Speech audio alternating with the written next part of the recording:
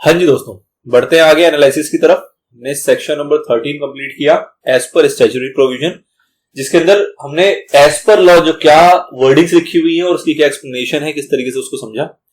अब हम देखेंगे इसकी एनालिसिस जो कि हमारा मॉड्यूल बता रहा है, उसको अलग अलग तरीके से एग्जांपल्स के जरिए, अलग अलग इलस्ट्रेशंस के जरिए और कई सारे पिक्टोरियल इन्होंने बहुत प्यारे प्यारे ना पिक्चर्स बनाए हैं जिसमें उसको एज अ क्रक्स बिल्कुल समेट दिया है। ठीक है, तो काफी अच्छी एनालिसिस है इनकी, एक बार देख के चलते हैं। ऑल्दो आप इसको खुद से भी रीड कर सकते हैं, ऐसी कोई मारामारी नहीं है, बट अगर आप एक बार साथ साथ देख लेंगे तो आपका एक एफर्ट बच जाता है और सुन लोगे तो ऑब्वियसली आपके दिमाग में अच्छे से सेट हो जाएगा। ठीक है, चलिए सेक्शन नंबर 13 6 सब सेक्शन थे, 6 में से इन्होंने यहाँ पे पहले सब सेक्शन में ऐसा कुछ खास था नहीं, दूसरे को फॉरवर्ड चार्ज कहा था, तीसरे को रिवर्स चार्ज था, चौथा हमारा वाउचर्स की बात कर रहा था, पांचवा रेसिडुअल की बात कर रहा था और छठा बात कर रहा था हमारा एडिशनल वैल्यू की, जिसके अंदर हम लेट फीस, इंटरेस्ट, पेनल्टी इनकी बात कर रहे थे। ठीक है, वन बाय वन इन्हीं को देखेंगे हम।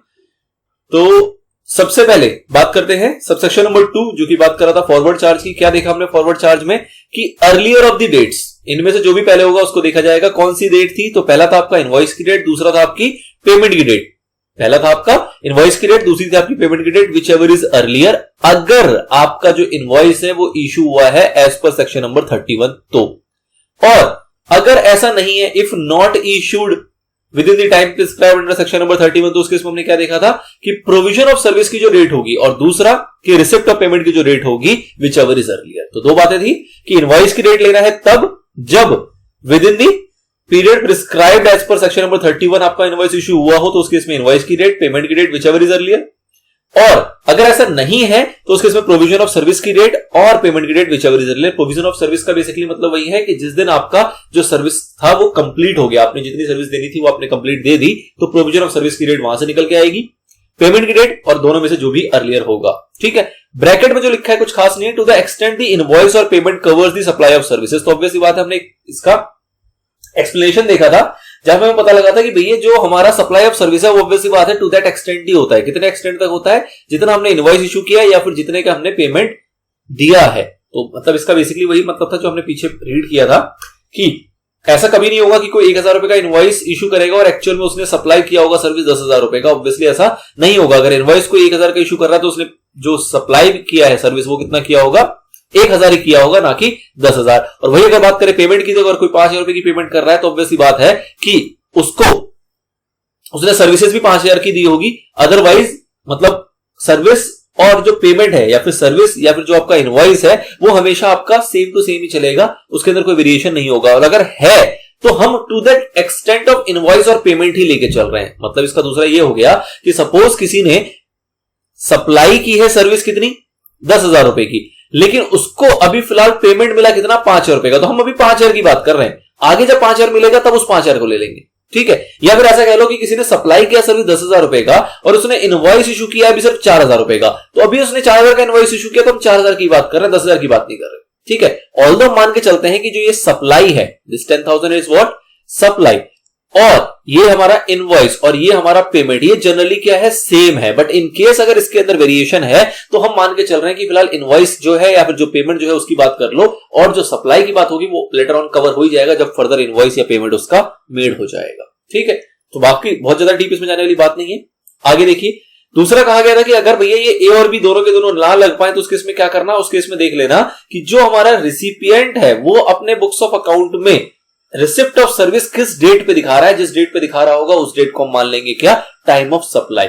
फिर date of receipt of payment की हमने मीनिंग देखी थी, तो उसमें देखा गया था कि भैया बुक्स ऑफ अकाउंट में जिस दिन रिकॉर्ड किया जाएगा और बैंक अकाउंट में जिस दिन क्रेडिट हो जाएगा, किसके? सप्लायर के। जो सप्लायर ऑफ सर्विस है उसने अपने बुक्स ऑफ अकाउंट में कब रिकॉर्ड किया उस पेमेंट को, या फिर उसके बैंक अकाउंट में कब क्रेडिट हुआ है, विच एवर इज अर्लियर। इन दोनों में से जो भी अर्लियर की डेट होगी उसको हम मानेंगे date of receipt of payment. आगे बढ़ते हैं।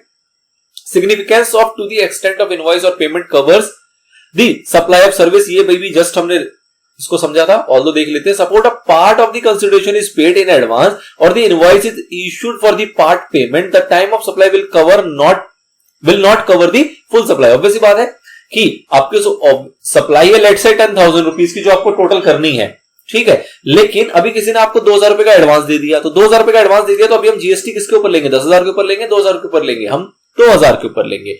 आपने इसका इनवॉइस इशू कर दिया, 2000 रुपए का आपको एडवांस मिला, 2000 रुपए का आपने उसको इनवॉइस इशू कर दिया, तो ऑब्वियस सी बात है अभी बात सिर्फ 2000 की हो रही है, ना कि 10,000 रुपए की। फर्दर जब आप पूरा उसको सप्लाई कर दोगे या फिर पूरा इनवॉइस इशू कर दोगे 10,000 रुपीज का या फिर रिमेनिंग 8,000 रुपीज का, तब बात करेंगे इस 8,000 रुपए की। फिलहाल किसकी बात करेंगे अभी हम? 2,000 रुपए की। तो इन शॉर्ट आपको ये देखना है कि जो पेमेंट है, अब सपोज ऐसा करो किसी ने इनवॉइस इशू किया 2,000 रुपए का, ठीक है, और पेमेंट उसको रिसीव हुई है 3,000 रुपए की, तो हम कौन सा लेंगे? पेमेंट को लेके चलेंगे वहां पे, ठीक है ना। तो मतलब अभी फिलहाल हमें प्राइमरली इनवॉइस और पेमेंट देखनी है, एक्चुअल में सप्लाई क्या है वो अपने को नहीं देखना, ठीक।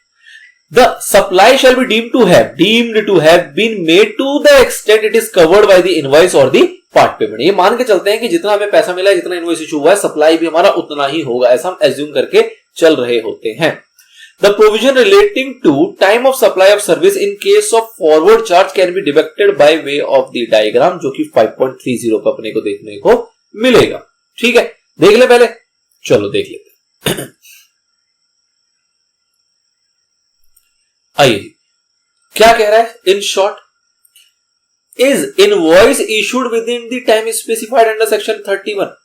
ऑल्दो हमने इसको रिपीट नहीं किया, एक काम करते हैं पहले इस प्रोविजन को और पढ़ लेते हैं, उसके बाद इस पिक्चर को देखेंगे, क्योंकि ये जो टाइम ऑफ सप्लाई वाली रिपीटेशन है, ऑल्दो हमने प्रोविजन देखे हैं जब उन्होंने स्टैट्यूटरी प्रोविजन देखा था, लेकिन अभी रिपीट नहीं हुआ दोबारा एनालिसिस के अंदर। जब रिपीट हो जाएगा उसके बाद ही उसके बाद जाएंगे। आइए, तो ये पॉइंट हुआ time limit for issuance of invoice for supply of service under section number 31। बताओ जी, सेक्शन नंबर 31 क्या टाइम लिमिट बता रहा था? तो आपने देखा था 30 दिन 45 दिन, सिंपल सी बात थी, कुछ खास था ही नहीं। तो कह रहा है as per section number 31 sub section number 2 read with rule number 47। क्यों? क्योंकि जो बात लिखी है 30 दिन 45 दिन की, वो कहां लिखी थी? रूल नंबर 47 में लिखी थी। ये जो आपका सेक्शन 31 सब सेक्शन नंबर 2 है, इसने तो लिख दिया था within the prescribed. Now the tax invoice needs to be issued either before the provision of service और विद इन 30 डेज, 45 दिन in case of insurance company, banking company वगैरह वगैरह, from the date of supply of service. ठीक है, simple. In case of insurance company, banking company, financial institution including NBFC, telecom, notified supplier, उसके इसमें क्या कहा गया था कि अगर डिस्टिंक्ट पर्संस के बीच में अगर टैक्सेबल सप्लाईज का लेन देन हो रहा है, तो उस केस में आपको इनवॉइस कब इशू कर देना है? नंबर 1, कोशिश करो कि इशू करो before at the time of recording such supply. मतलब जब आपने सप्लाई दिया, जब वो सर्विसेज प्रोवाइड की, तो जब आप उसको रिकॉर्ड करोगे अपने बुक्स ऑफ अकाउंट्स में, उस दिन या उससे पहले आप इनवॉइस इशू कर दो, या फिर before the expiry of the quarter during which the supply was made. जैसे हमने एग्जांपल लिया था कि अगर अप्रैल में अपना सप्लाई किया है तो इसका क्वार्टर आपका 30 जून को एंड हो जाएगा। तो या तो अगर आपने अप्रैल में सप्लाई दिया, आप उसको रिकॉर्ड कर रहे हो अप्रैल में, तो अप्रैल में जब आप उसको रिकॉर्ड कर रहे हो उससे पहले इनवॉइस इशू कर दो। नहीं किया तो आपको अंततः 30 जून से पहले आपको इनवॉइस इशू कर ही देना है। ठीक है सर। कॉन्टिन्यूअस सप्लाई हमने देखा था, कॉन्टिन्यूअस सप्लाई में क्या समझ में आया था कि आपको इनवॉइस कब इशू करना है? तो अगर आपको पेमेंट की ड्यू डेट पता है एज पर द कॉन्ट्रैक्ट, तो उस दिन या उससे पहले कर दो। अगर ड्यू डेट नहीं पता तो जब आपको पेमेंट रिसीव हुई है उस दिन या उससे पहले कर दो। और अगर हम कंप्लीशन ऑफ इवेंट की बात करें तो उस केस में जब आपका वो इवेंट कंप्लीट हो जाएगा उस दिन या उससे पहले आपको इनवॉइस इशू कर देना है। तो 3 बातें थी कॉन्टिन्यूअस सप्लाई के अंदर। नंबर 1 कि ड्यू डेट ऑफ पेमेंट पता है तो ड्यू डेट ऑफ पेमेंट से पहले या उस दिन। अगर ड्यू डेट ऑफ पेमेंट नहीं पता तो उस केस में जिस दिन आपको पेमेंट मिली है एक्चुअल में उस दिन या उससे पहले। और अगर हम कंप्लीशन ऑफ इवेंट की बात करें तो उस केस में जब आपका इवेंट कंप्लीट हो जाएगा उस दिन या उससे पहले आपको इनवॉइस इशू कर देना है। Now continuous supply of service, अब इसका मतलब क्या है? इसकी मीनिंग यहां पे बताई जा रही है कि कॉन्टिन्यूअस सप्लाई ऑफ सर्विसेज का मतलब क्या होता है? आर प्रोवाइडेड और agreed to be provided continuously और on recurrent basis under a contract for a period exceeding 3 months within. ये ध्यान रखना है, ये आपको ध्यान रखना है कि भैया कॉन्टिन्यूअस सप्लाई ऑफ सर्विसेज जो होगा उसका जो पीरियड होगा वो 3 महीने से ज्यादा होना चाहिए with periodic payment obligation. Obvious सी बात है, आप सर्विसेज सप्लाई करते जाओगे तो पीरियोडिकली आपको कुछ ना कुछ पेमेंट भी मिलती रहेगी। And include supply of such services as government में नोटिफाइड। ठीक है, बाकी इसके बारे में डीप में आपको पढ़ने को मिलेगा चैप्टर नंबर 8 के अंदर। बट ये एक छोटा सा क्रक्स था जो 3 महीने वाला, ये आपको याद रखना है, आपको कहीं ना कहीं क्वेश्चन में ये पाया जा सकता है। Now in case of cessation of supply of service before completion of supply, ये हमने देखा था कि भैया अगर सेसेशन ऑफ सप्लाई हो जाए before the completion of supply तो उस केस में क्या होगा कि जब आपका सेसेशन हुआ उस दिन या उससे पहले आपको इनवॉइस इशू कर देना है। और ऑब्वियस सी बात है वहीं तक का करोगे, to the extent of the supply made before such cessation, तो उस पीरियड तक का आपको इनवॉइस इशू कर देना है। चलिए जी, एग्जांपल देखिए।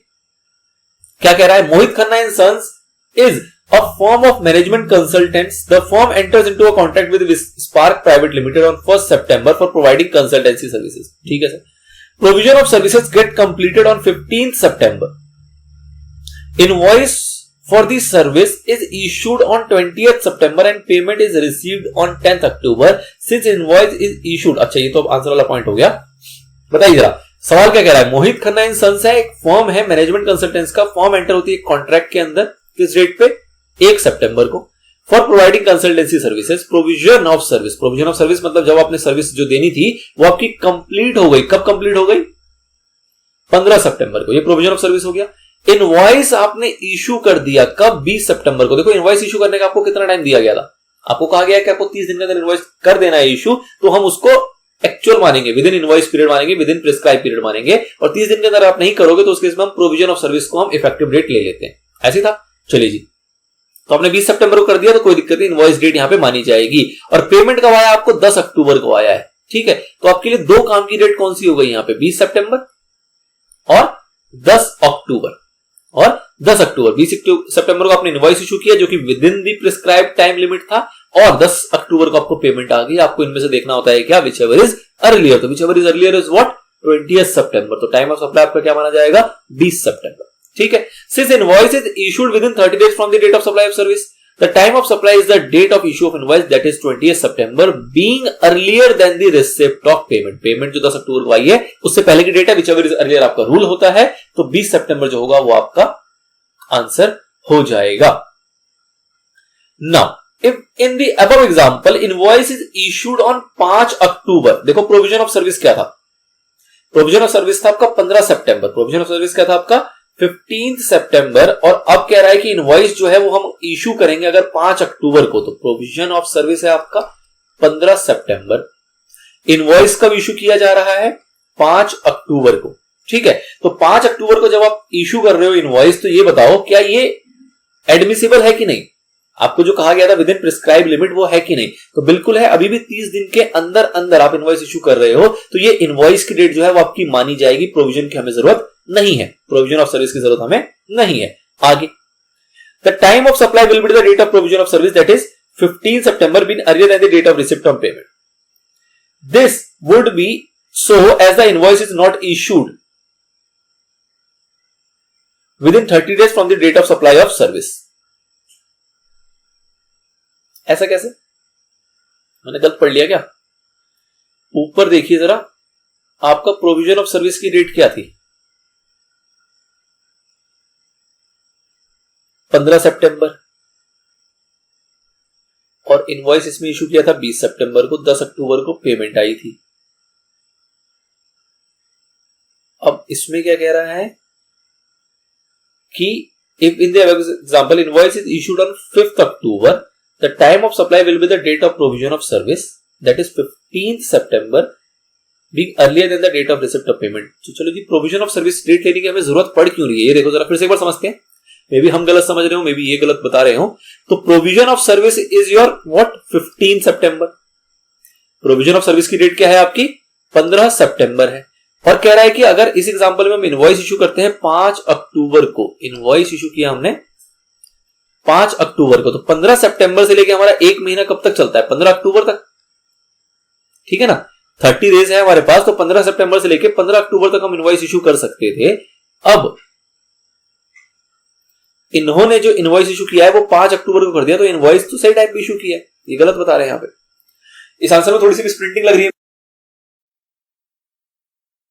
है यहां पे, क्योंकि अगर 15 सितंबर हमारा प्रोविजन ऑफ सर्विस की डेट है तो हमारे पास एक महीने का टाइम है, विच इज 15 अक्टूबर. और हमने जो इनवॉइस इशू किया वो 5 अक्टूबर को किया है. ठीक है, और जो अपने को पेमेंट मिली थी वो कब मिली थी? 10 अक्टूबर को. तो whichever is earlier is 5 अक्टूबर. तो 5 अक्टूबर आपका आंसर होना चाहिए मेरे हिसाब से. बाकी आप इसको एक बार क्रॉस चेक कर लेना अगर आपको कुछ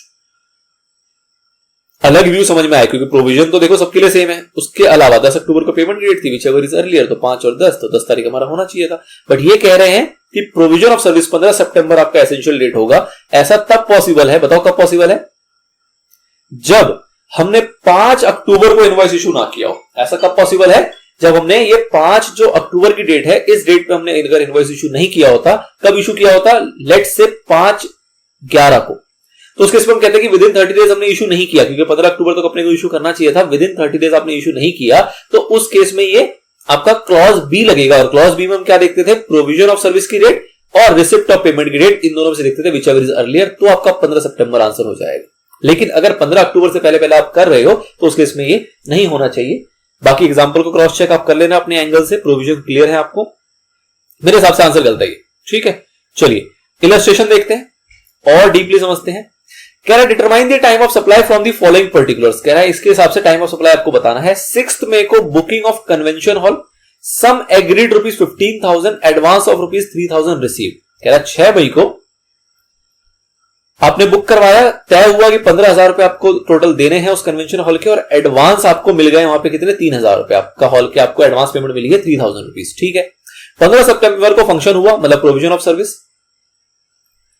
27 अक्टूबर को इनवॉइस इशू हुआ 15,000 रुपए का, जिसके अंदर इंडिकेट किया हुआ है कि 12,000 रुपए देने हैं, क्योंकि 3,000 तो ऑलरेडी आ गए थे, और 3 नवंबर को आपको 12,000 रुपए भी मिल गए। तो देखो जी 2 टुकड़े होंगे इस क्वेश्चन के।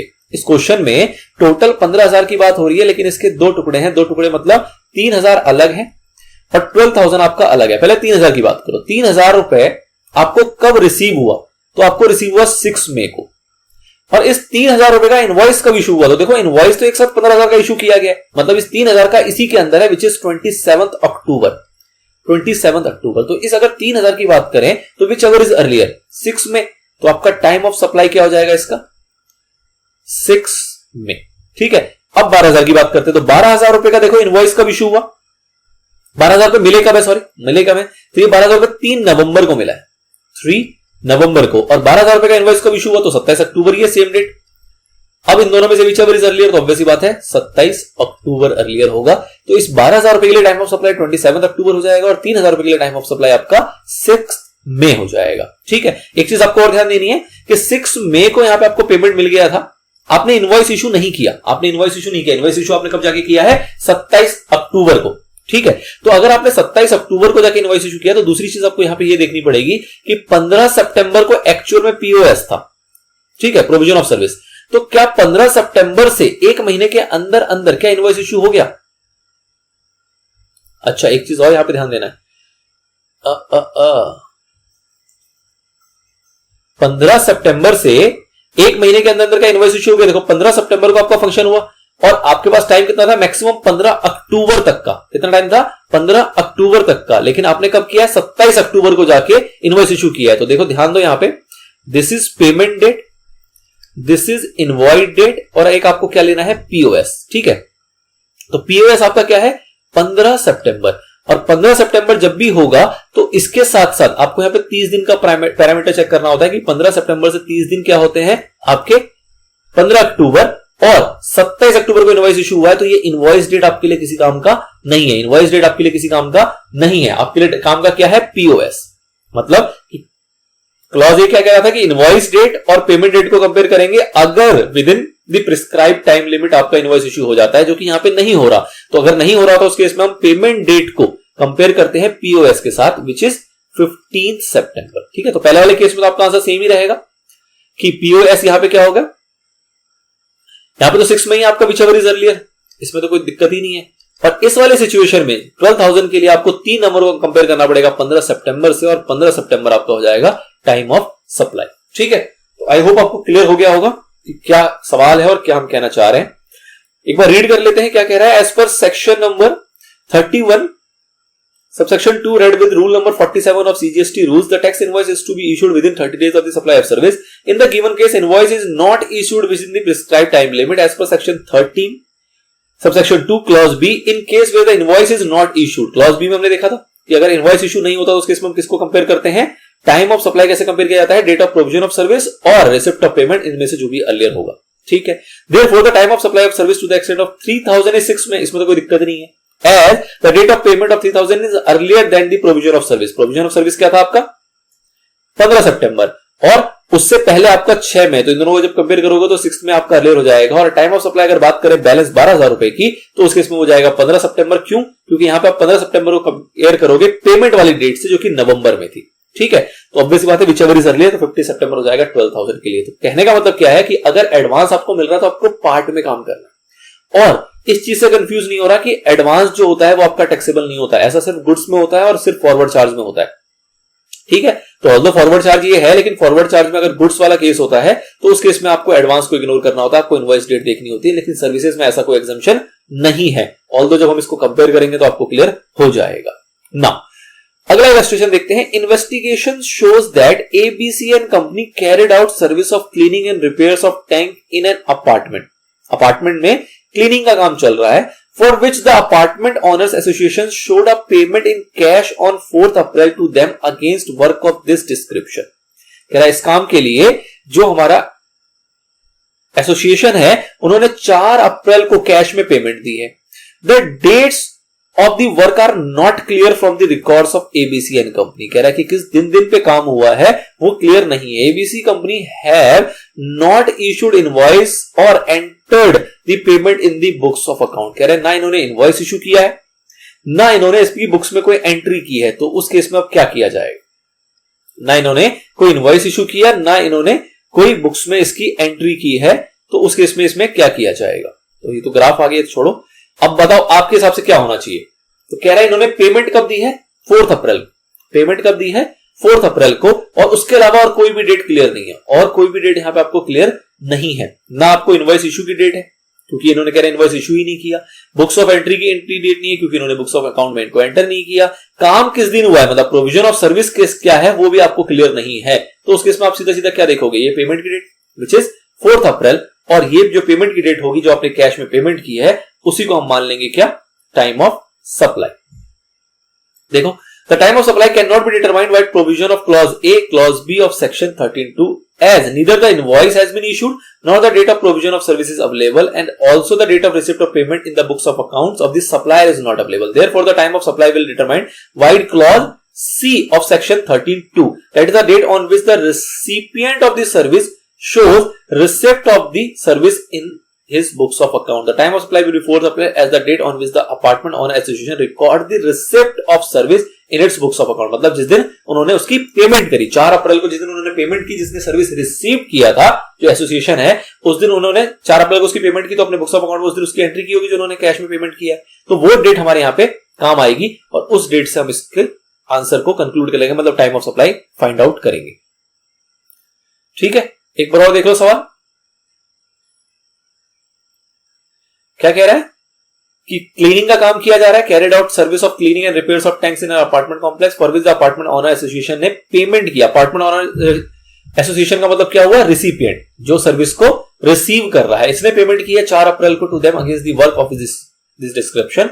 The date of works not clear, मतलब पीओएस नहीं पता, इनवॉइस इशू नहीं किया गया है, और एबीसी कंपनी ने इनवॉइस इशू नहीं किया और आपने बुक्स ऑफ अकाउंट में इसकी एंट्री भी नहीं की। एबीसी कंपनी का मतलब कौन है, सप्लायर। सप्लायर ने ना इनवॉइस इशू किया ना सप्लायर ने एंट्री की, तो हमारे पास सप्लायर के एंड से कुछ भी चीजें नहीं पता। तो सप्लायर के एंड से कुछ भी चीजें नहीं पता तो हमारा ना सबसेक्शन 2 का क्लॉज ए लग पाएगा ना क्लॉज बी लग पाएगा। तब हम जाएंगे क्लॉज सी के पास, और क्लॉज सी में क्या देखेंगे कि जिसने रिसिपिएंट है, जिसने सर्विसेज को रिसीव किया था, उसने अपने बुक्स ऑफ अकाउंट में किस डेट पे एंट्री की है, तो वो हमें डेट पता है जिस दिन उसने पेमेंट की थी। तो जिस दिन उसने पेमेंट की थी उसको रिकॉर्डिंग की डेट मानी जाएगी और उस डेट को हम लेके चलेंगे as a time of supply, जो कि क्लॉज सी अपने को कह के चलता है सबसेक्शन नंबर 2 का। ठीक है, चलिए समरी देखते हैं इसकी फटाफट से। फॉरवर्ड चार्ज के केस में क्या समरी बताई गई। सबसे पहला सवाल, क्या जो सेक्शन 31 टाइम लिमिट स्पेसिफाइड करता है उसके अंदर इनवॉइस इशू हुआ है। आप कहते हो यस इनवॉइस इशू हुआ है, तो उस केस में क्या होगा, जिस दिन इनवॉइस इशू हुआ वो मान लेंगे। दूसरा, पेमेंट की डेट होती है। पेमेंट की डेट के 2 फैक्टर थे। 2 फैक्टर कौन कौन से थे, एक जिस दिन पेमेंट रिकॉर्ड की गई हो और एक जिस दिन पेमेंट क्रेडिट किया हो। इन दोनों में से हम क्या देखते हैं, व्हिचएवर इज अर्लियर। तो मोटा मोटा क्या हो गया कि इन दोनों में से व्हिचएवर इज अर्लियर और इसमें से भी व्हिचएवर इज अर्लियर। तो कह सकते हैं इन शॉर्ट कि इन तीनों में से व्हिचएवर इज अर्लियर आपका क्या कहलाएगा, टाइम ऑफ सप्लाई। तो ये एक फैक्टर था इश्यू ऑफ इनवॉइस, और ये दूसरा फैक्टर था जिसके अंदर हम बात कर रहे थे रिसिप्ट ऑफ पेमेंट की। तो रिसिप्ट ऑफ पेमेंट को 2 पार्ट में डिवाइड कर दिया गया, जिस दिन उसको रिकॉर्ड किया गया और जिस दिन वो बैंक अकाउंट में हमारा क्रेडिट हुआ। तो इन दोनों में से व्हिचएवर इज अर्लियर होता था और उसके बाद जो आंसर आता था उसको इससे कंपेयर करते थे, कहते थे whichever is earlier. In short हम कह सकते हैं कि इन तीनों में से व्हिचएवर इज अर्लियर। ठीक है सर। उसके बाद अगर टाइम ऑफ सप्लाई हमें निकालना है तब जब हमने as per time limit specified by section number 31 हमने इनवॉइस इशू नहीं किया, तो उस केस में क्या होगा। उस केस में हम क्या करेंगे, इनवॉइस की रेट को ना लेते हुए किसकी लेंगे, प्रोविजन ऑफ सर्विस की रेट लेंगे। बाकी चीजें सेम, प्रोविजन ऑफ सर्विस की रेट और दूसरा कि जिस दिन रिसिप्ट होती थी उसके दो फैक्टर, जब रिकॉर्ड किया गया, जब बैंक अकाउंट में क्रेडिट हुआ। तो इन शॉर्ट कह सकते हैं इन दोनों में से व्हिचएवर इज अर्लियर, और उस आंसर को कंपेयर करते थे इसके साथ और कहते थे whichever is earlier. In short कह सकते हैं कि इन तीनों में से व्हिचएवर इज अर्लियर वो हमारा क्या कहलाएगा, टाइम ऑफ सप्लाई। तो फॉरवर्ड चार्ज बड़ा ही सिंपल, कुछ खास नहीं। अच्छा जी, और अगर कुछ ना हो पा रहा हो, अगर इनमें से कुछ भी चीजें अपने को ना पता लग रही है, जैसे कि हमने अभी टैंक वाला एग्जांपल देखा जहां पे कुछ भी डिटरमाइंड नहीं था, कुछ भी चीजें क्लियर नहीं की थी, तो उस केस में हमें किसके पास जाना है, रिसिपिएंट के पास। जिसने सर्विस रिसीव की है उसने तो अपने बुक्स में उसको रिकॉर्ड किया ही होगा, रिसिप्ट ऑफ सर्विसेज को दिखाया ही होगा, पेमेंट जो की है उसको रिकॉर्ड किया ही होगा। उस डेट को हम ले लेंगे और उसको मान लेंगे क्या, टाइम ऑफ सप्लाई। ठीक है, तो ये टैंक वाला एग्जांपल भी क्लियर और एज अ क्रक्स ये पूरा मैटर आपको क्लियर हो गया।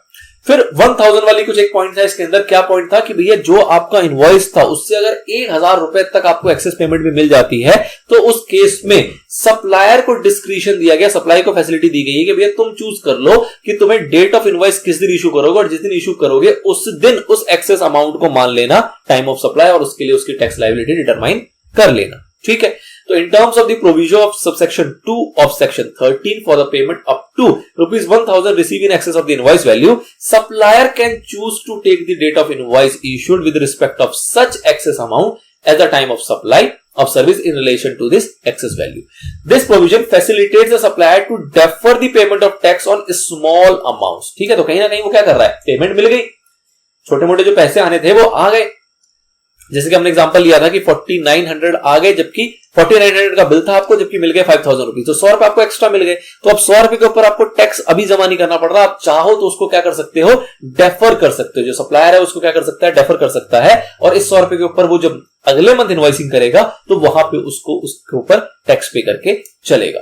Typically receive by him in excess of the invoice amount. Now example देख लो, वही सिंपल एग्जांपल है कि टेलीफोन कंपनी है, रिसीव करती है 5000 against an invoice of rupees 4800 का इनवॉइस था, उसके बदले में उसको कितने मिल गए, 5000 रुपए मिल गए। एक्सेस मिला कितना, 200 रुपए। Can be adjusted against next invoice, जो भी अगला इनवॉइस होगा उसमें उसको एडजस्ट कर लिया जाएगा। The company has the option to take date of next invoice as the time of supply. ये क्या है, कंपनी के पास ऑप्शन है, कंपनी चाहे तो जब 200 रुपए एक्स्ट्रा मिले तभी उस पर टैक्स पे कर दे, नहीं तो वो चाहे कि अगला इनवॉइस की जो डेट होगी उस डेट पे टाइम ऑफ सप्लाई मानेगी और उसके अकॉर्डिंग वो टैक्स पे करेगी। तो ऐसा वो कंपनी कर सकती है, उसको डिस्क्रिशन प्रोवाइड किया गया है। ठीक है, in relation to the amount of 200 received in excess against the earlier invoice. तो ये सेम टू सेम गुड्स के अंदर भी प्रोविजन था, 1000 रुपए तक वाली लिमिट गुड्स में भी दी गई है और सर्विसेज के केस में भी दी गई है। ठीक है sir, this is all about forward charge subsection number 2।